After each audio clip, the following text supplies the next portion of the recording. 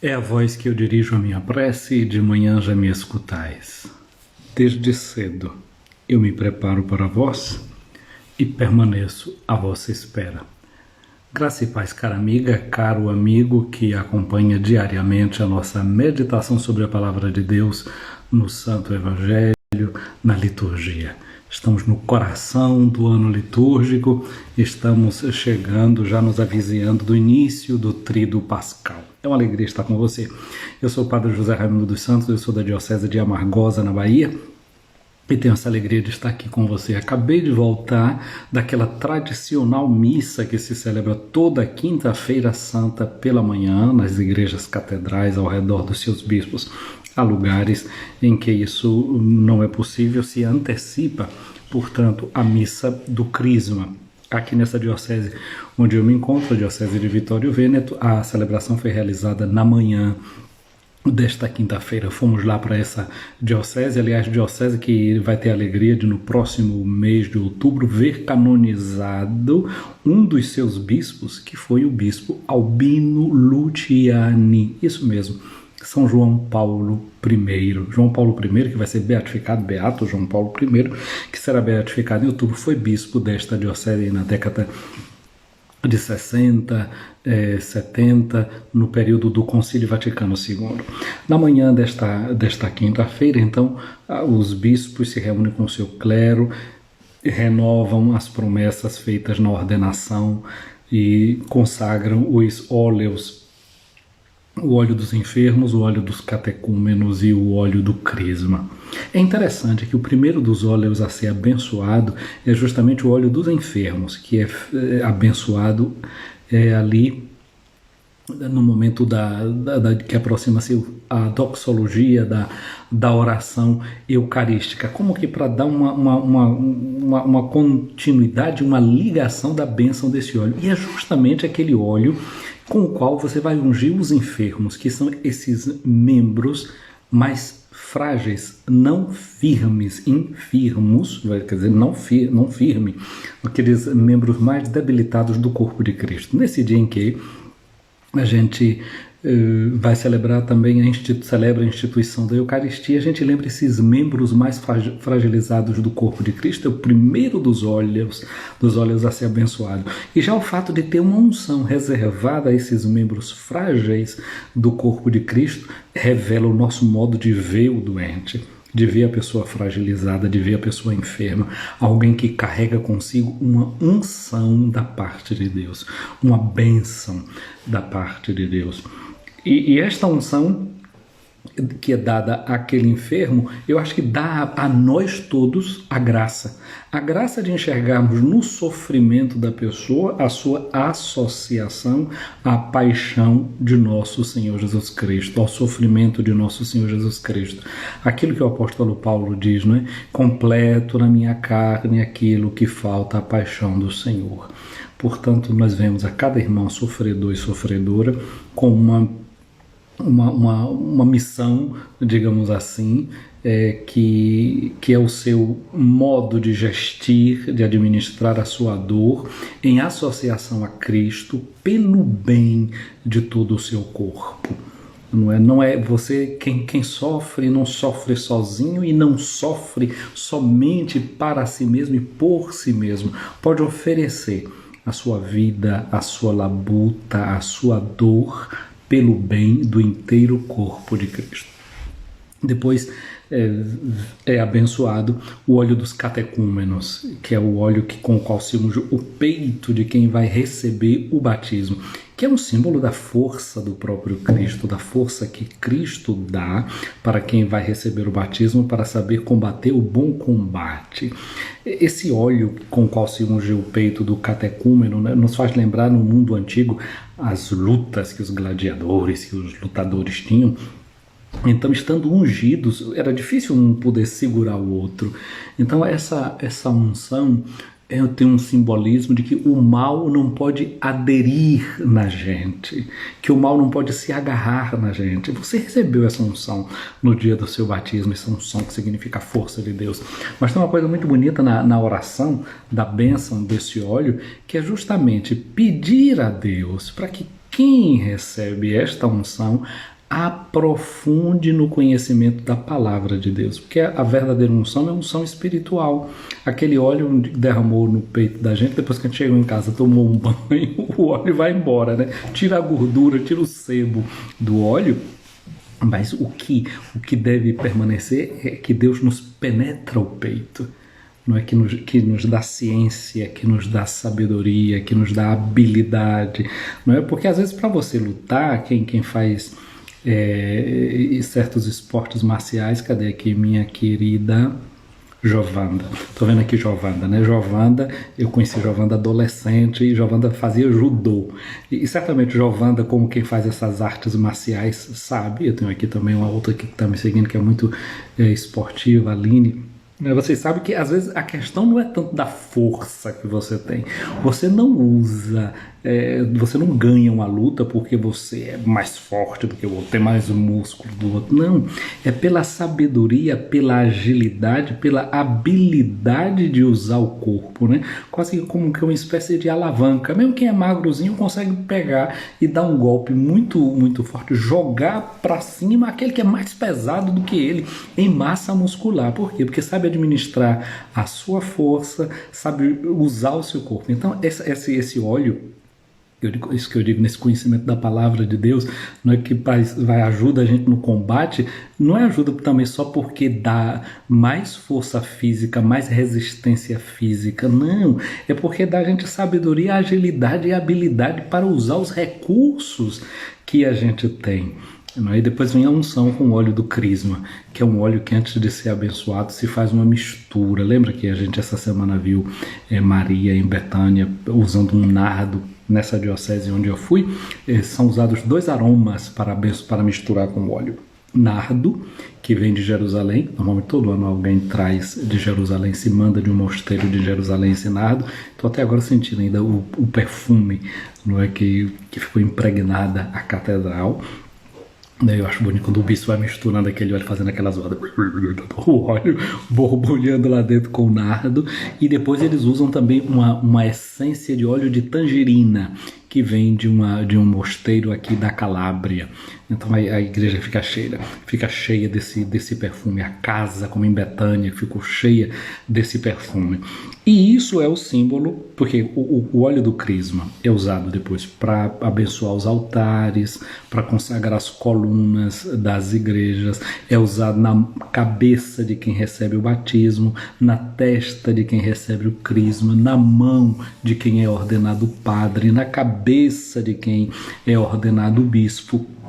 Significa que esse perfume entranha o povo de Deus. Olha, entranha, o nome já está dizendo as entranhas, não é como que entra dentro das vísceras da gente, para que a gente tenha esse perfume que a gente carrega é algo de muito visceral. Então o dia de hoje fala de todas essas coisas. E nesta celebração de hoje, o que é que a gente faz? A gente celebra, recorda na Quinta-feira Santa, a instituição da Eucaristia, a instituição do sacerdócio, o mandamento novo, o lava-pés. O Evangelho que a liturgia coloca em nossas mãos hoje é João no capítulo 13, versículo de 1 a 15.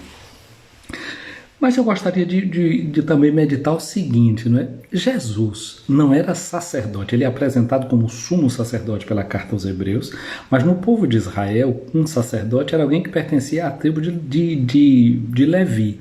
Jesus era da tribo de Judá. Então Jesus, de acordo com a norma e a pertença ao povo de Israel, ele não é um sacerdote. Jesus é um leigo, mas ele é o nosso sumo e eterno sacerdote. Jesus é como você, eu sou um sacerdote ministerial dentro da igreja. Mas quem não é tem que perceber isso, que Jesus não era padre como eu sou. Jesus era leigo como você é. Então esse ser leigo de Jesus, ser membro desse povo que é um povo sacerdotal. E qual é a forma de sermos um povo sacerdotal? É vivendo o amor. Sacer, em latim, significa sagrado. Algo que é colocado à parte. Dos dotes, olha, tem a palavra em português, a palavra dote. Fulano pagou dote, deu um dote. Dote significa um presente, um dom. A palavra sacerdote significa dom sagrado. Sacerdote é todo aquele que vive a sua vida. não é? Entendendo que a sua vida é um dom e faz da sua vida um dom para o outro, um presente de Deus, um presente sagrado. Um presente significa uma presença. Quando eu dou um presente para alguém, é porque eu quero me fazer presente na vida dele. Quando a gente faz uma chamada, Maria, presente, João, presente, Antônio, ausente, presença. Então, um presente, quando eu também dou um presente a alguém, significa que aquela pessoa se fez presente. Ela está presente por aquilo que ela ofereceu a você. Então, é a pessoa em si mesma que vai se fazer presente. Então, o sacerdócio é um dom sagrado, significa que cada um de nós deve ser uma presença do sagrado na vida do outro, uma presença que revela Deus na vida do irmão, na vida da irmã, na vida do mundo. Olha quanta coisa bonita esse dia fala para nós. Lembrar isso, que nós somos um povo sacerdotal, uma nação santa, um povo que Deus reservou para si. Ditas essas coisas belas, né, sobre esse dia, a gente pode olhar para o evangelho de hoje, que é João no capítulo 13, versículos de 1 a 3. São João não faz uma narrativa da instituição da Eucaristia, como faz Mateus, Marcos, Lucas, como faz o apóstolo Paulo, recordando a instituição da Eucaristia na carta aos Coríntios. O capítulo eucarístico do evangelho de João, nós vamos lê-lo mais adiante, no período da Páscoa, no tempo pascal, é o capítulo 6 do evangelho de João. O que João narra para nós no dia de hoje é a lavagem dos pés, o lava-pés. Ele lembra o mandamento novo que Jesus fez durante a ceia. É claro que teve a ceia, mas o que João ressalta, o que ele narra, o que ele conta é a lavagem dos pés, que é um ato, por exemplo, hoje. Quem é que pode repetir o gesto que Jesus fez da Eucaristia? Eu e quem mais for ordenado padre na igreja. Mas quem pode imitar Jesus repetindo o lava-pés?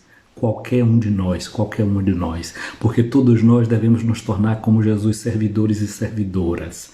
É claro que esse gesto será em si também gesto eucarístico. É claro que quem reparte o pão com o irmão repete um ato de Eucaristia. É claro que quem reconhece o amor de Deus na sua vida e sabe dar graças é um gesto sacerdotal. Então a primeira coisa que eu gostaria de lembrar é que não pense que esse dia sacerdotal está falando só de mim que recebeu o sacramento da ordem, não.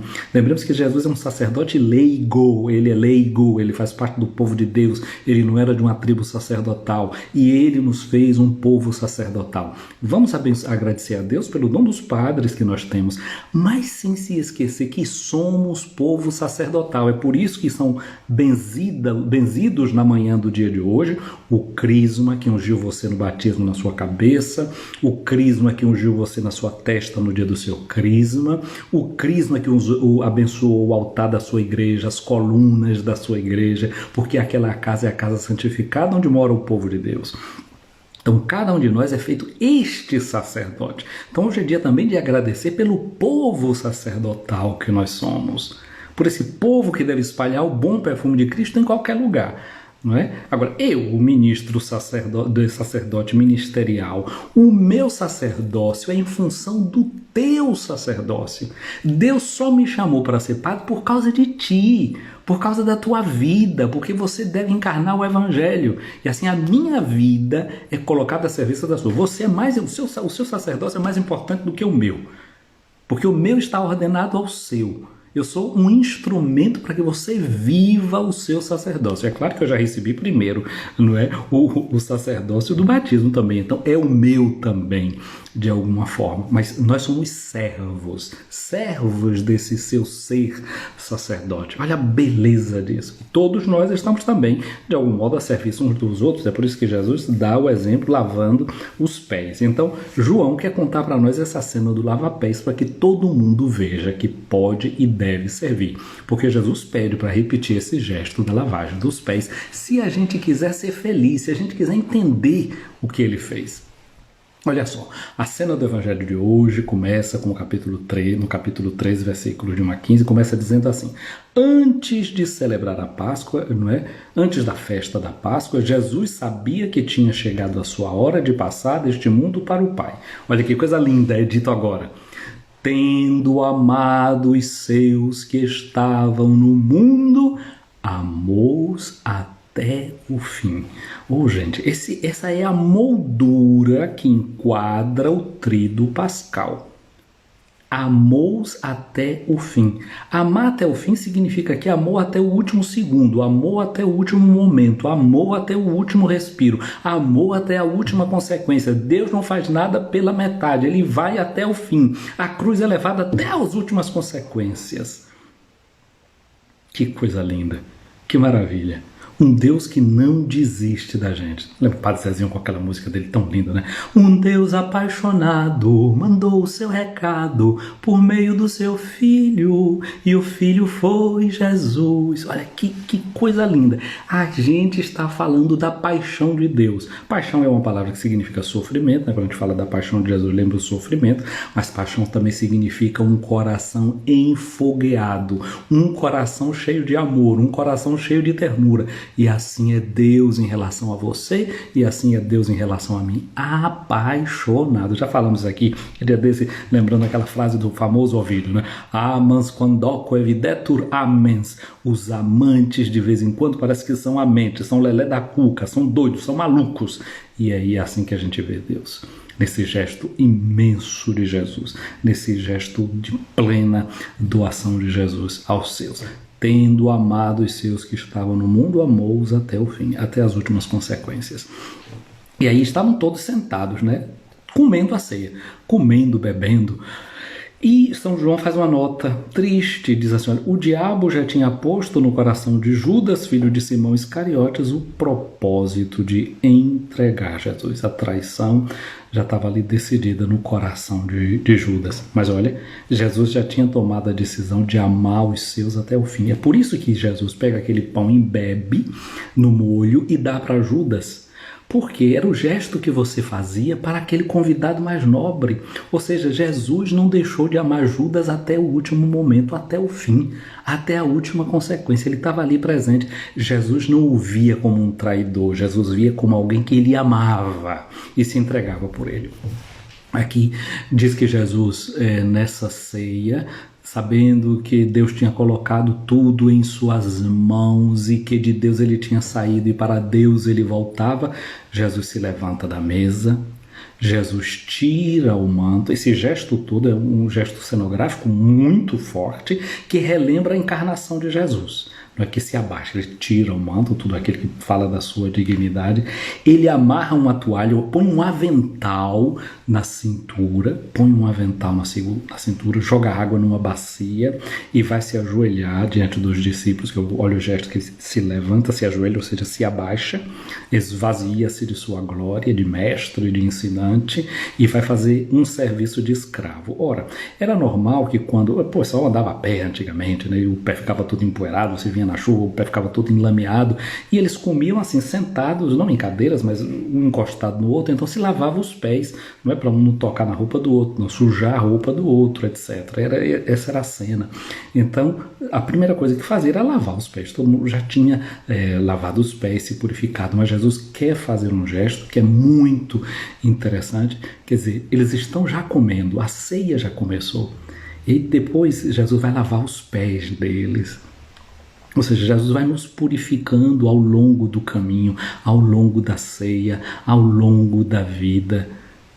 Vai lavar os pés destes discípulos. Toma essa toalha, derrama essa água na bacia e começa a lavar os pés uns dos outros. Existe um ícone do lava-pés que tem uma imagem de Pedro. Vários ícones repetem sempre o mesmo motivo. É Pedro com a mão assim na cabeça. O dedo na cabeça, que ao mesmo tempo, é aquele que ele diz, não é? Não me lavarás os pés, e depois ele diz assim, lava então a minha cabeça, as mãos, etc. Mas é um gesto também, quase como quem diz assim, isso não passa na minha cabeça, isso não dá aqui. É muito maluco isso. Você que é o meu mestre está aqui agora lavando os meus pés. Um judeu não permitia que um escravo seu que fosse judeu também lhe lavasse os pés, e ele que é o mestre está ali agora lavando os pés dos outros. Mas essa mão aqui na cabeça de Pedro, esse não entender, é fruto também de que Pedro tinha entendido. De um certo modo, Pedro tinha entendido e sabia das consequências, sabia do perigo, da revolução do que Jesus estava fazendo. E talvez o que Pedro não queria era esse comprometimento, ele não queria também entrar nessa mesma estrada de fazer o que Jesus fez, de se esvaziar, de se humilhar diante dos outros, para lavar os pés dos outros. Quem é que quer isso para si? Na vida a gente quer subir, na vida a gente quer ascender, a gente quer título, a gente quer sempre uma coisa a mais, mais dinheiro na conta, mais títulos, mais isso, mais aquilo outro. E o gesto de Jesus é de tirar, fazer retirada, esvaziar-se. E quando a gente se esvazia, cria um espaço para a ação de Deus, para o agir de Deus. Ora, Jesus estava ali com essa água na bacia, com essa toalha na cintura, e vai lavar os pés de Pedro. E Pedro diz: Senhor, tu me lavas os pés? Jesus diz: agora não entendes o que estou fazendo. Mais tarde compreenderás. Esse mais tarde, depois a gente vai ver no capítulo 21 do Evangelho de João, que Jesus também vai dizer para Pedro, né? Quando tu eras jovem, tu colocavas o teu cinto na cintura e ia para onde tu querias. Quando tu ficares mais velho, outro vai te colocar o cinto na cintura e vai te levar para onde tu não queres. Certamente nessa hora que Pedro vai entender em profundidade aquele gesto do lava-pés, quando a vida dele será totalmente derramada, entregue por causa de Jesus. Então ele diz: agora tu não compreendes o que estou fazendo, mais tarde compreenderás. E Pedro diz para ele: tu nunca me lavarás os pés. Aí Jesus respondeu para ele: se eu não te lavar os pés, não terás parte comigo. O Sacrosanto Concílio, um documento do Vaticano II, fala sempre da participação na Eucaristia. Participação que deve ser consciente, participação que deve ser plena, participação que deve ser ativa, participação que deve ser frutuosa. Temos que tomar parte nesse mistério. Eu sou parte dele, eu integro esse mistério. Então, quem participa da Eucaristia, quem participa desse banquete, deve também sair dali como Jesus, imitando o que Jesus fez. E aí Pedro responde, depois que Jesus, ouvindo o que Jesus tinha dito, Pedro responde, né? Então, Senhor, lava não somente os meus pés, mas as mãos e a cabeça. E Jesus diz para ele: quem já se banhou não precisa lavar senão os pés, porque já está limpo. Também vós estáis limpos, mas não todos. São João diz que Jesus disse isso porque sabia quem era que iria traí-lo. Jesus sabia isso desde o princípio. Ele sabia quem o iria entregar, e por isso disse: nem todos estáis limpos. Mas vejam que ele não deixa de cumprir o gesto de amor em relação a todos. Depois de ter lavado os pés dos discípulos, Jesus vestiu o manto, sentou-se de novo e disse aos discípulos: compreendeis o que eu acabo de fazer? Vós me chamais de mestre e de senhor, e dizeis bem, pois eu sou. Portanto, se eu, que sou mestre e senhor, lavei os vossos pés, também vós deveis lavar os pés uns dos outros.